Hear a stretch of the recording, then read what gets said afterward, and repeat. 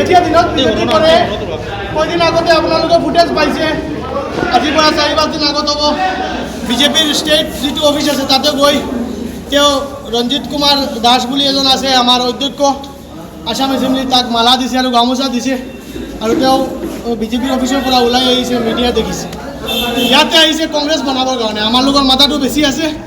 আৰু আমাৰ লোকক কংগ্ৰেছ কৰাই থাকে পতাকা ওলাই থাকে আৰু তেওঁলোকে গৈ বিজেপি কৰে অপেন যাৰ কাৰণে আজি তেওঁলোকক এনেকৈ মানুহক আমাৰ কংগ্ৰেছত নালাগে সেইকাৰণে তেওঁলোকক মুদ্ৰাবাদ দি সন্মান দি তাক মানে ওলাই দিয়ে আজি কিহৰ কাৰণে কংগ্ৰেছ ভৱনত আহিছিল কংগ্ৰেছ ভৱনত কিবা মিটিং কৰিব কংগ্ৰেছটো মানে ঠিক কৰিবৰ কাৰণে আহিছে তেওঁ নিজে ঠিক নহয় কংগ্ৰেছটো কেনেকৈ ঠিক কৰিব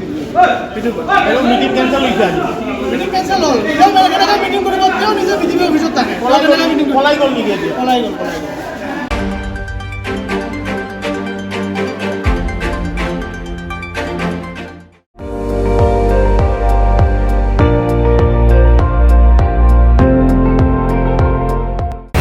আপুনি চাই আছে ND24